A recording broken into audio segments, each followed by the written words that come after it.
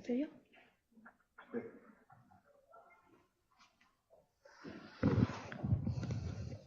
Buenos días. Bienvenidos. Ya sé que los viernes es siempre un mal día para este tipo de cosas. Por lo tanto, en cierta medida, un doble agradecimiento a todos los que están aquí. También quiero agradecer a la doctora Jamoy que me ha invitado. Nos conocimos en Madrid cuando le dieron el premio de Educación Médica de la Fundación Lilly. No sé si usted lo sabe, pero para mí es una oportunidad de oro para contárselo. Y compitió con no me acuerdo exactamente, 40 y tantos proyectos. Así que realmente era un trabajo de relevancia muy importante. Y le agradezco, ahí nos conocimos y me dijo que estaba el congreso. Digo, pues muy bien. Y dice, pues te invito. Pues vale, pues voy porque a mí me encanta venir siempre a México. Y cualquier oportunidad que tengo la aprovecho. Voy a hablar de la formación de profesores ante el paradigma de las competencias. Es un tema que, bueno, normalmente yo he trabajado más en currículum y en gestión sanitaria, pero me parece bien, a mí me gusta también preparar conferencias y temas nuevos por dos razones. Porque te hace pensar en algo, y recapitular sobre algo sobre lo que no estás en el día a día. Y por otro lado, también puedes tener una visión un poco diferente de la que tienen las personas que trabajan siempre o casi siempre en los mismos temas. Así que si les parece que se sale un poco del título, es por esas dos razones. A ver si esto pasa. ¿Dónde está? No, sí, vale. No voy a definir lo que son las competencias, porque llevan ustedes 2 días hablando de competencias y ya supongo que se lo saben. Pero sí que quiero saber, pedirles, porque a mí me parece que los dos grandes problemas que tienen las facultades de medicina o la formación de médicos es que no están definidas claramente las competencias que debe tener un médico que va a licenciarse o graduarse de una facultad de medicina, teniendo en cuenta que forma parte de un continuum y que gran parte de la formación de especialistas se va a realizar en el posgrado. Por tanto, ¿cuáles son las competencias claramente definidas que no tienen que repetir las conferencias que van a estar luego en posgrado? Y por lo tanto, ¿en qué nivel de información deben incluirse esas competencias? ¿Por qué les pongo eso? Porque yo creo que eso va a condicionar las características que tenga que tener un profesor o un tutor de cualquiera de los dos niveles y va a condicionar esa formación de tutores o de profesores necesaria. ¿Todos los profesores tienen que tener las mismas capacidades docentes? ¿Tiene que tener la misma capacidad docente o la misma capacidad de transmitir empatía un profesor de anatomía que un profesor de medicina clínica, que un neurocirujano, por poner, digamos, 3 extremos muy distintos de profesionalismo? Yo personalmente creo que no. Hoy en día yo diferencio también 3 tipos de competencias. Normalmente se distinguen 2, lo que se llaman las competencias duras, biomédicas, clínicas o tecnológicas, que son aquellas que se relacionan con la estructura, la función del cuerpo humano, sano o enfermo, y con los sistemas de diagnóstico físico o tecnológico. Y las denominadas competencias blandas, huérfanas, porque nadie sabe a quién pertenecen, no tienen ni padres ni madres, están olvidadas, nadie se acuerda de ellas cuando planifican el currículum, son humanistas y son las que se refieren fundamentalmente al trato con los pacientes, familiares y las relaciones profesionales y de desarrollo profesional. Serían las de comunicación, ética, autoaprendizaje, espíritu crítico, que ahora están, digamos, en boca de todos los planificadores de currículum. No me atrevo a decir en todos los currículum. Ahí te para atrás. Vale. Y yo luego pongo competencias transversales, que las transversales normalmente se identifican con las blandas. Pero yo creo que estos no son ni blandas ni duras, son intermedias. Por ejemplo, realizar una historia clínica. Una historia clínica, hay que aprender a hacer una historia clínica. Y luego hay una parte muy específica de la historia clínica que va a estar relacionada con la especialidad de la enfermedad en concreto. Pero las enfermedades ahora cada vez son más, existen más pluripatologías por distintos motivos. Por lo tanto, yo creo que la historia clínica atraviesa todo lo que es la formación del médico y toda la práctica clínica. Lo mismo con realizar estudios epidemiológicos, realizar investigación o asegurar la calidad asistencial. Creo que todas tienen un componente de conocimientos, digamos, duros y una parte de humanista. Y van a lo largo de lo que sería toda la carrera profesional.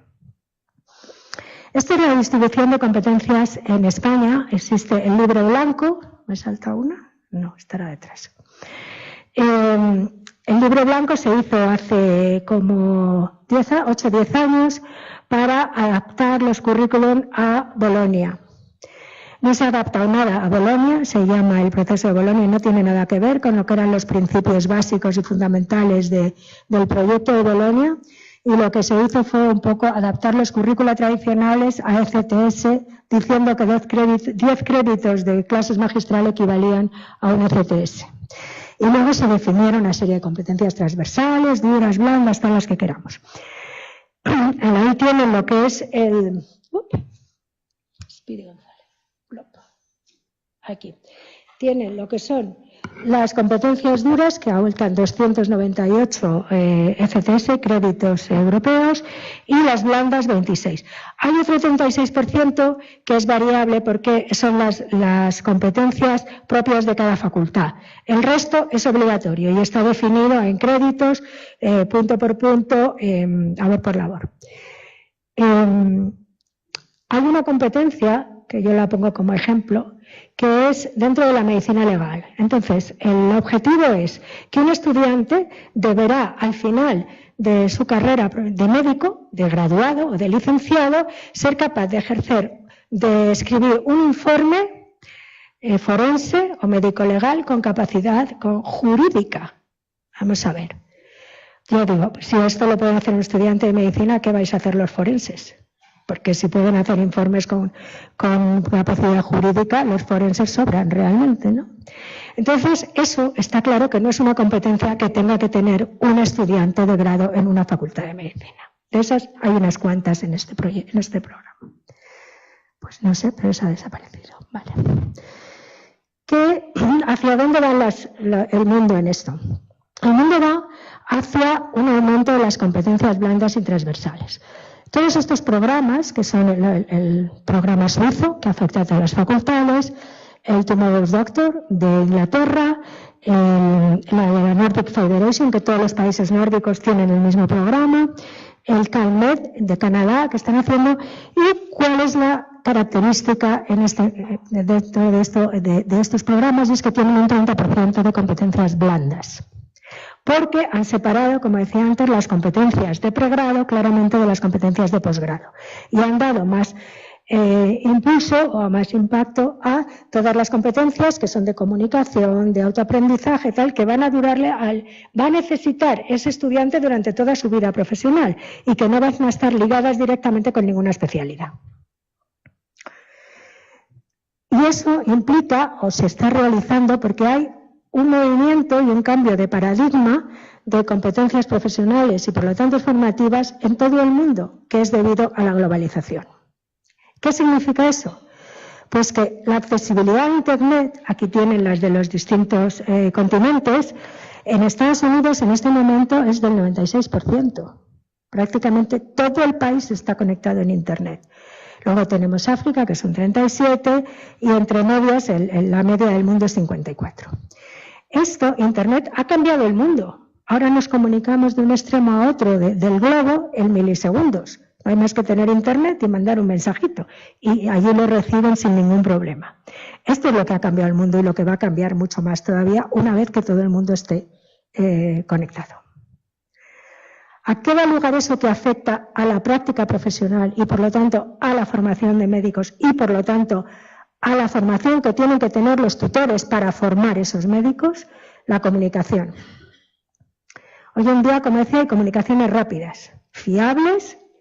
La telemedicina es un cambio que se va a producir más o menos y que va a cambiar la práctica profesional. No vamos a tener que tener médicos localizados de alto nivel y especialistas de todas las especialidades en zonas rurales, por ejemplo, que aquí en México, lo mismo que en España, lo mismo que en todas partes del mundo, hay problemas de que haya médicos en zonas rurales, en zonas apartadas, porque ya hay sobreconcentración de médicos en las ciudades.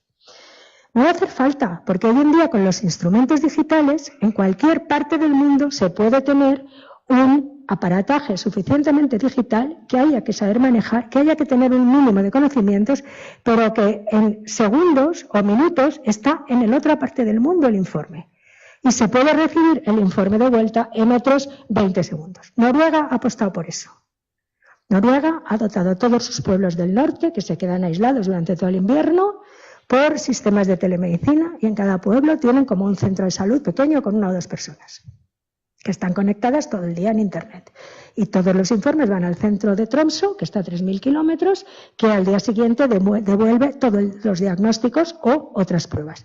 Si hay que hacer una prueba específica o una cirugía, por supuesto, trasladan al paciente o al enfermo al centro de Tromsø. Pero si no, la mayoría de los problemas que son médicos y que no se solucionan en un hospital terciario, que ve únicamente un 5% de toda la patología que existe en general, pues soluciona. Aparte de que es mejor calidad para los pacientes, menos traslados, supone un ahorro muy importante para el sistema sanitario noruego.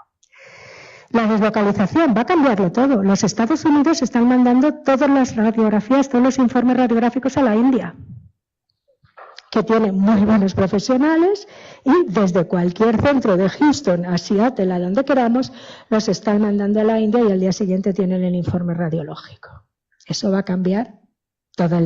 ¿Qué van a hacer los radiólogos locales? Irse a trabajar a la India, que es donde están mandando el trabajo, digo yo, ¿no? Y luego hay otra cosa que son los pacientes informados. La multiculturalidad. Ya no somos blanquitos, negros, chinos, tal. En cualquier país hay una mezcla. Nuestros colegios en España tienen muchas niñas chinas adoptadas, tienen muchos niños negros, o como, no sé cómo los llaman, afroamericanos, de migrantes, muchos niños de Sudamérica e Iberoamérica. Hay una mezcla muy importante de razas, culturas, religiones.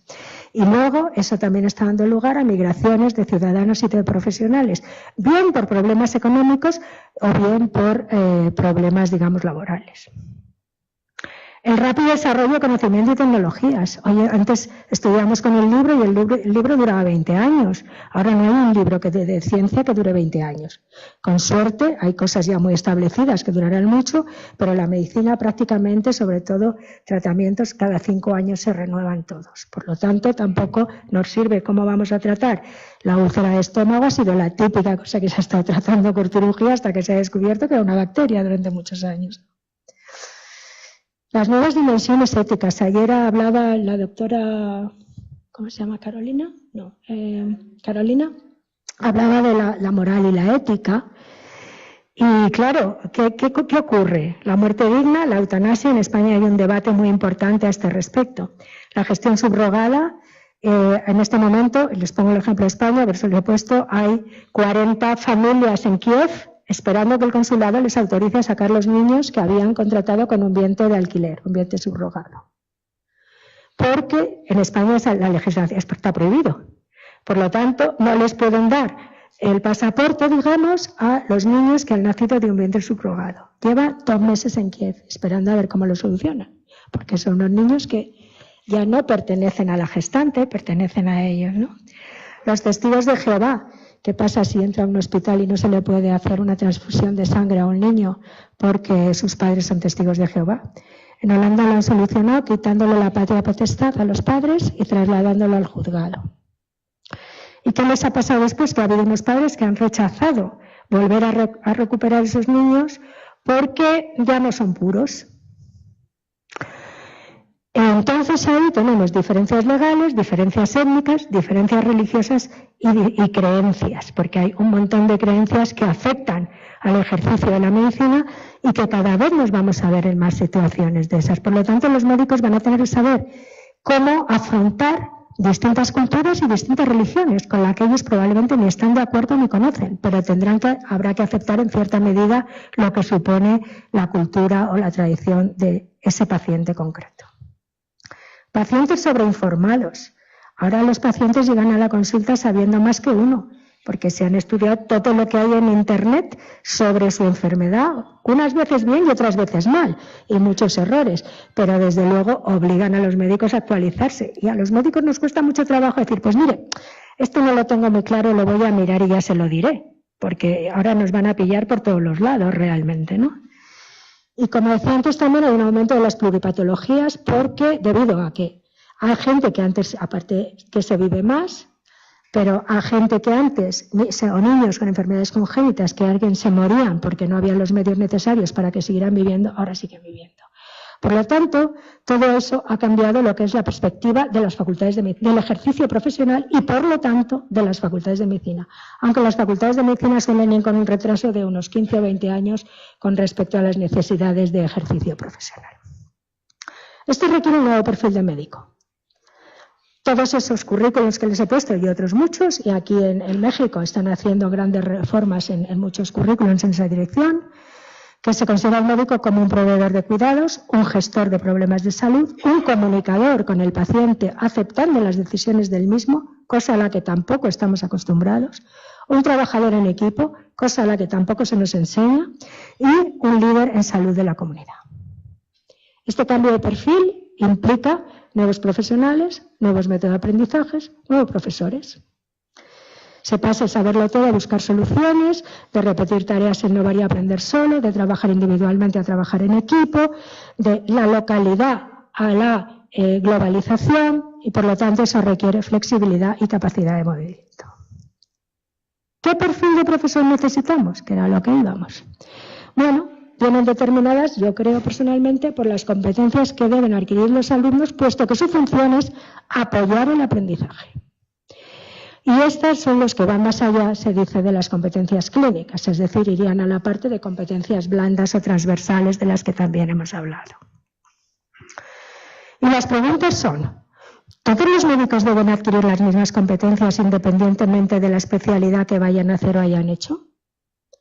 ¿Hay competencias que deben tener todos los médicos? ¿Qué competencias se deben adquirir en grado iguales en posgrado? Y en consecuencia, ¿todos los tutores deben adquirir y transmitir las mismas competencias y capacidades? Y mi respuesta es no, no, no y definir. Ayer también, no sé quién mencionó, creo que fue Olivia, mencionó los 12 componentes del perfil de un médico, ella lo mencionó. En principio están todos encaminados a ser un mentor, a ser un modelo en el trabajo, a ser un informador, a hacer investigación y a ser un planificador, no del currículum de la universidad, sino del currículum o de las necesidades de aprendizaje del propio estudiante. Como mentor, no se las voy a poner todas, están todas, pero como luego se va a colgar la presentación en la web, pueden mirarla el que le interese, pero básicamente lo que hace es que define un poco cuáles son sus funciones, tanto en abstracto como en el trabajo. Por ejemplo, el mentor dice fomentar el desarrollo del estudiante, dirigir al aprendiz sin darle las soluciones, que las tiene que buscar él, y además aprovechar para desarrollarse él personalmente. Yo creo que los profesores también aprenden mucho de los estudiantes, o deberíamos aprender de los estudiantes. Y un facilitador tiene que crear el entorno para que se aprenda, fomentar el autoaprendizaje, establecer un feedback, etcétera. Como modelo, todo el mundo sabemos lo que es un modelo, ya hemos hablado de nuestros maestros cuando nos han impactado, o de aquel profesor petardo que teníamos que no servía ni de modelo ni de nada. El profesor como proveedor de información, eso lo tenemos súper dominado también, lo que pasa es que ahora tenemos que cambiar, tenemos que ayudar a que busquen la información, no tenemos que estarla transmitiendo, puesto que hoy en día la información se puede encontrar en casi cualquier sitio. Como creador de recursos, las nuevas situaciones requieren el estar al lado de la cama del enfermo, el tener sesiones clínicas, el tener sesiones de discusión, el fomentar los seminarios, etcétera.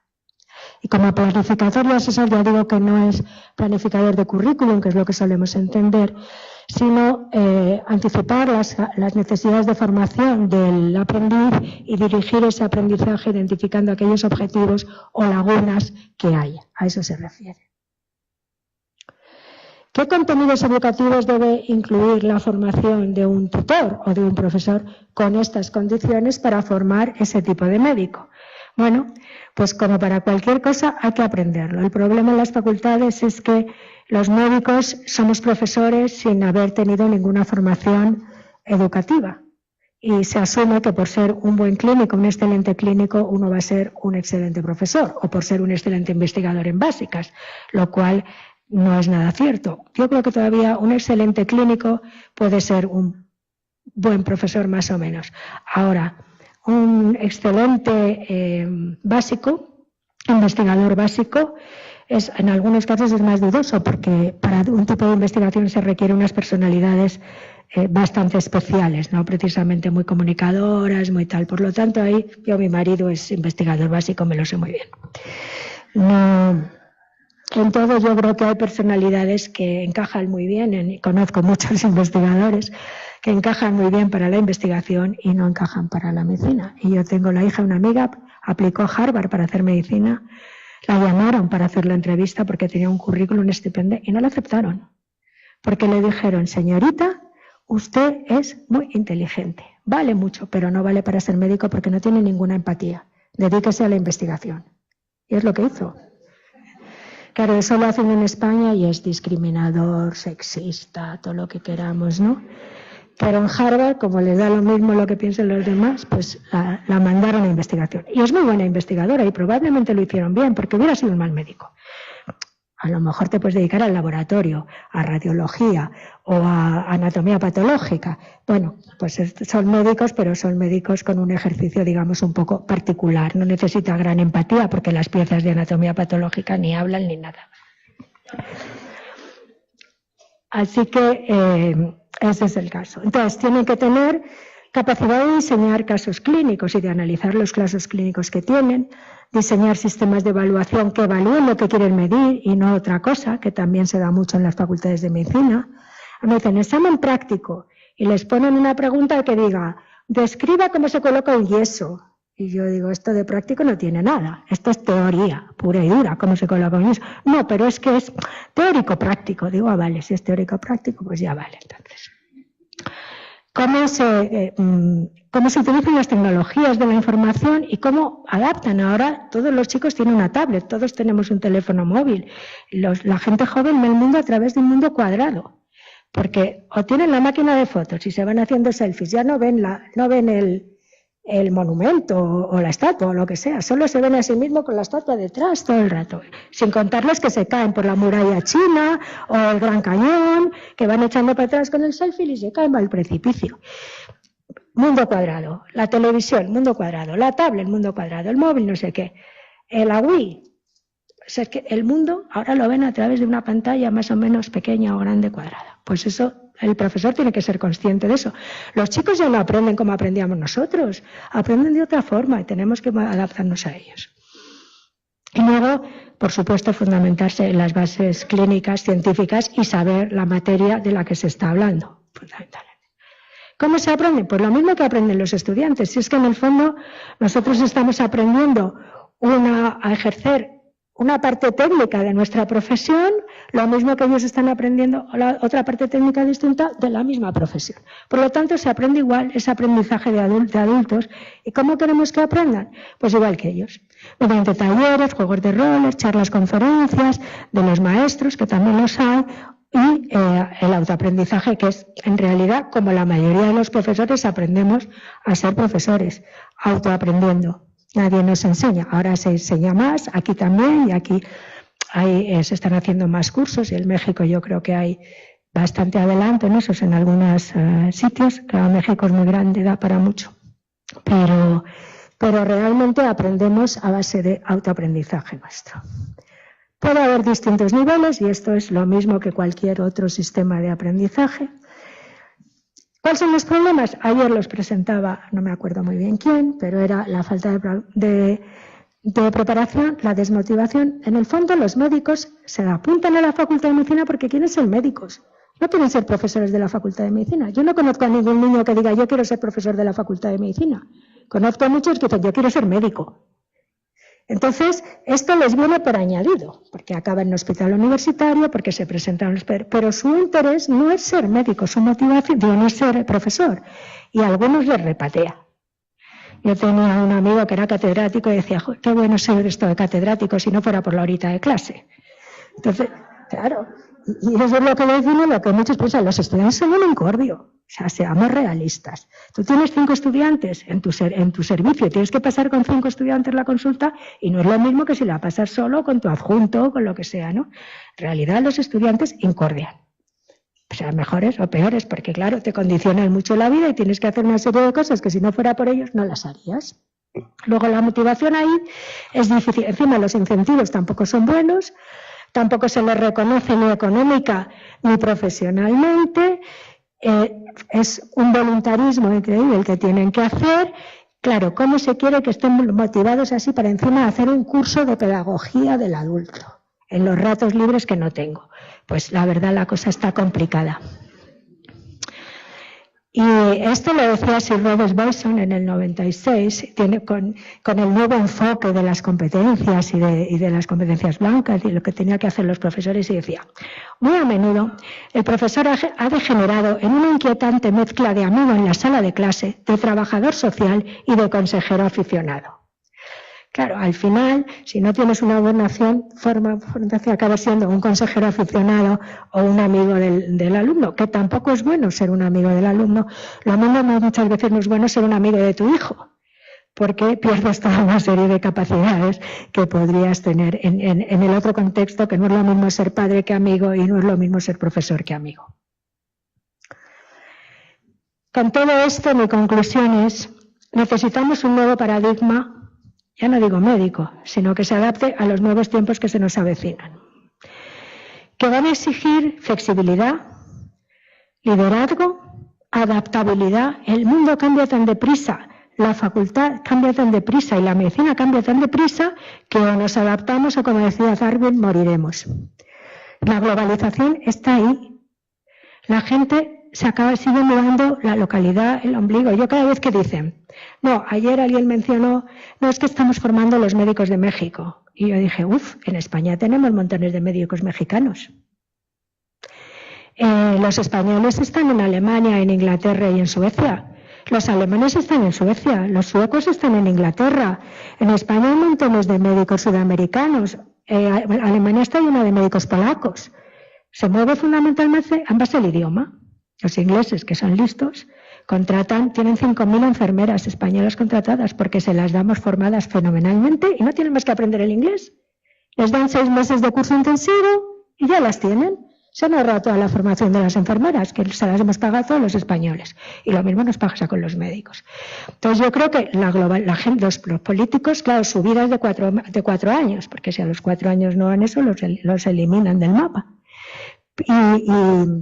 Y yo creo que hay un problema de localidad que ya no existe y que por lo tanto debemos mirar qué médico vamos a necesitar dentro de 10 años. Es que empezamos a formarlos ahora y terminan en el 2025 o 2030, 31 creo que es, si son 6 años de medicina y 5 o 6 de especialidad, pues son 12 años.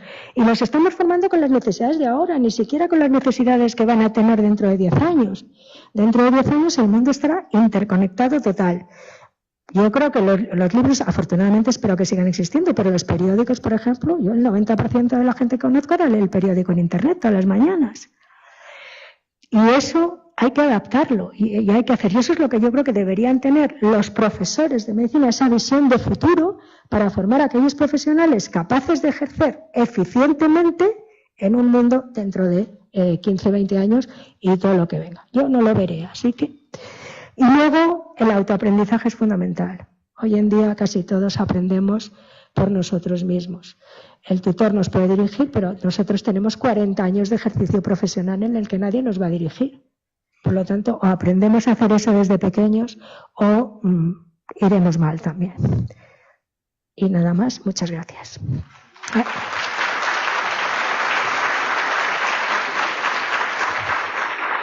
No sé si me pasa algo. No, también no se preocupe. Muy buenos días. Muchas gracias, doctora Jamuy, a todo el comité organizador de este Congreso de Educación por su gentil invitación, y agradezco también pues la posibilidad de hacer un comentario acerca del extraordinario trabajo de la doctora García Barbero, de quien pues ha dedicado su vida completa charlando en corto. Creo que vale mucho la pena escucharlos, porque más que el tema seco, duro, como lo menciona acerca de las competencias, pues es un tema muy importante para todas las universidades, que es la formación de los profesores. Y desde luego los paradigmas. Creo yo que es un trabajo muy importante el tratar de revisar este perfil, porque no hay, creo que, nada más complejo que transmitir el conocimiento. Uno de los principales problemas del país es la educación actualmente, y ojalá y todos los profesores, y desgraciadamente parece que solo se ve en medicina, pues nos estamos preocupando por las competencias de cómo enseñar, y esto creo que en el ámbito docente se está olvidando y pasando muchas cosas.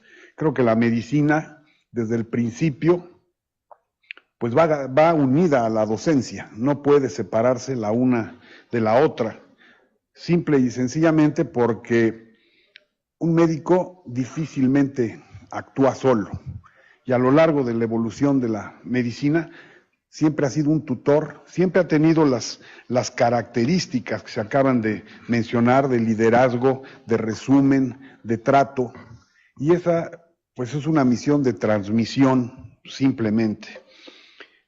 Creo que la tecnificación de la docencia es extraordinariamente importante, pero si nos vamos desde el siglo pasado, por remontarnos más allá, el médico es el más obligado a tener un conocimiento reciente. Y además no solamente la atención de los pacientes, sino que tiene la obligación de transmitir ese conocimiento. Por lo tanto, y lo enfatiza mucho la doctora, tiene que estar acompañado y transmitir sus conceptos. Por otro lado, viene la época en que se trata de sistematizar, y ahí viene prácticamente el paradigma de las competencias, que ahora están sistematizadas, pero creo que están consideradas desde el inicio de la carrera. Y aunque no le pongamos el nombre, uno de los principales filtros, y vamos a mencionarlos como filtros, aunque no sea así, sino lo que más esfuerzo demanda, pues son las competencias duras de inicio de una carrera en el pregrado. Yo creo que la parte que hay mayor de la deserción, pues son las materias básicas. ¿Quién no recordamos en un momento dado, sobre todo los que nos dedicamos a la parte clínica de la medicina, pues nuestras clases de anatomía? Y algunos recordamos a los profesores con afecto, a otros con temor y a otros con terror, porque dependiendo de su capacidad de transmisión en un momento dado, pues incluso nos estimularon o nos facilitaron esta capacidad. Yo creo que ahí están las competencias, pero directamente en el tema, debe haber unas competencias que se deben de dominar por parte del alumno, pero lo más importante, que el profesor debe de tener algunas competencias especiales. ¿Por qué? Pienso yo porque tiene que adquirir los conocimientos técnicos. Pero ahora lo mencionó muy bien la doctora, que las competencias blandas, que van tendientes sobre todo al mundo humanístico y a la etapa humanística del médico, están tomando una relevancia. ¿Por qué? Porque el avance de la medicina en cuanto a competencias duras es abrumador. Presentó también algunos cuadros que precisamente son motivos de la globalización. Hay una cantidad de información extraordinaria. Los simuladores, por ejemplo, habló de la cirugía robótica, la cual nace, y leyendo un poco, investigando un poco, la robótica existe por los proyectos de la NASA, existe por el desarrollo y el poder tener una capacidad de intervenir desde la Tierra hacia un entorno muy lejano, con un equipo para resolver un problema médico complejo que se pudiera presentar. Y de ahí viene esa oleada a distancia de la que se menciona. Un conocimiento lleva al otro. Pero ¿de quién es la obligación de aprendérselo? Del profesor. Pero no solamente tiene esa obligación, sino tiene la obligación de sistematizar el conocimiento para ofrecerlo. Y no solamente eso, sino tener la gestión de poder administrar a ese grupo de educandos que va a tener bajo su tutela. Y además ser líder. Entonces, pues francamente el profesor no la tiene muy fácil. Y si nos vamos al mundo real, en todas las instituciones educativas, ¿cómo ingresamos? Pues muchos con un gran entusiasmo y remontándonos a otras épocas, pues todos conocemos a nuestro compañero que eran especialmente hábil o estudioso y se hacían instructores de anatomía o de histología y sigue ese mismo sistema en la actualidad. Y de ahí se van desarrollando. Y lo mencionó también la doctora, aquel que depende de su enfoque y de su entorno médico, pues le va a interesar formar gente o no. Pero de una u otra forma, también una parte importante, y ahora sí refiriéndome un poco más hacia el posgrado, independientemente de las competencias, el entorno de un médico en formación, un médico residente, porque también el hospital va a recibir a los grupos de pregrado y también tenemos que tener un comportamiento especial con ellos. Pero a nivel del posgrado, pues ¿cuántos profesores podemos tener en una sede de cirugía general, por ejemplo? Podemos tener un titular dependiendo del número de residentes determinados adjuntos. Y ese entorno de competencias viene el profesor no reconocido, efectivamente, porque es un servicio que a lo mejor va a tener 6 residentes, pero va a tener 8 médicos de base. Y en un momento dado debemos estimular que esos 8 médicos ayuden y le enseñen al residente. Y luego muchas veces tenemos, y ustedes todos los que son clínicos, dicen, bueno, el residente como educador. Y sí, efectivamente el residente como educador, pero pensando, bueno, el residente, ¿por qué ayuda a su compañero también? ¿Por qué le pasa las competencias adecuadas en un momento dado? Al residente de mayor jerarquía, al de menor jerarquía. Y esto es un discernimiento muy personal, derivado de la práctica. Pues un R4 de mi especialidad de otorrinolaringología maneja una traqueostomía perfectamente. Entonces al R4 le interesa que el R3 maneje ese procedimiento con destreza, pues para que no lo levante en la noche. Y a la vez el R3 le enseña a poner un taponamiento. Entonces, es una docencia forzosa y ventajosa para poder tener la capacidad de que el que me sigue, pues sí, yo lo quiero exaltar y tengo 2 puntos de vista. Primero, el que yo tengo una gran vocación docente, pero por la otra no me gusta que me despierten. Esa es una parte importante y es una parte muy humana y muy realista en un momento dado. Y luego aquellos profesores que no se reconocen y que van a transmitir las competencias, pues desde luego, y todos los que hemos estado en ese campo clínico, en la especialidad que sea, ¿a quién no le gusta tener un residente? ¿Por qué? Digo, algunos por amor a la docencia, existe ese profesor, tutor, mentor de vocación, pero existe el otro, dice, bueno, pues entre menos notas clínicas haga yo, también, por eso me interesa que el residente aprenda.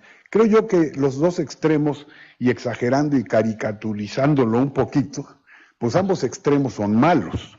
Yo creo que el punto medio es lo importante. ¿Qué más nos da si tenemos que transmitir ese conocimiento, adquirir efectivamente esas capacidades de transmisión de la docencia? Y de ahí van a salir todos los ejercicios de las competencias que debemos de tener. En la facultad, en el posgrado, se ha hecho un trabajo muy importante desde varias épocas, con el doctor Lavalle, el doctor Leiva específicamente, posteriormente el doctor Heinze. Es una preocupación constante del jefe de la división, el doctor Jalabe, que se tenga esa característica y esa capacidad de poder brindar al estudiante de una manera, digamos, espontánea también, porque las cosas que son forzadas son difíciles, pero también adquirir el proceso de cómo hacerlo es importante, y para eso viene la otra parte que también menciona mucho la doctora, con respecto a que debemos de promover esa educación que puede ser en línea, esa educación que está muchas veces al alcance de la mano y que a veces por falta de tiempo no la conocemos. El diseño fundamental de las competencias, las transversales, las duras, pues son las mismas. El mismo médico va a hacer una historia clínica y me interesa que la haga bien. Creo yo que es una parte de concientización desde el pregrado, atender a los jóvenes alumnos que los vemos en los hospitales. Y si ustedes ven, finalmente, como cuando se presenta una característica de algún hospital, pues se remonta a que es un hospital escuela, y es uno de los grandes orgullos. Aquí se formó el Instituto Nacional de Cardiología, en el caso del Hospital General del que soy egresado. Ahí se formó el Instituto Nacional de la Nutrición, aquí se formaron los investigadores. Pues sí, ahora hay que formarlos bien y formarlos con humanismo. Creo que en el ámbito internacional es una preocupación muy importante, y creo yo que nuestra universidad y nuestra facultad precisamente desarrolla y tiene ese liderazgo con la doctora Jamuy en educación médica, que nos hacen favor también de transmitirnos, porque no solamente pues tienes que desarrollar tal programa, sino el incentivo, el diseño de proyectos y programas como están ahora con nosotros trabajando con los cursos de ética, de educación y próximamente de investigación. Pues somos una facultad, somos una familia separada por etapas nada más. Pregrado, posgrado, es lo mismo, la medicina es la misma, y el paradigma es que debemos de ser siempre mejores, con competencias sistematizadas, pero sobre todo con la vocación de ser un buen médico. Creo yo que es un mensaje muy importante que nos presenta la doctora, y que tenemos que formar nuevos paradigmas y paradigmas para mejor. Muchas gracias.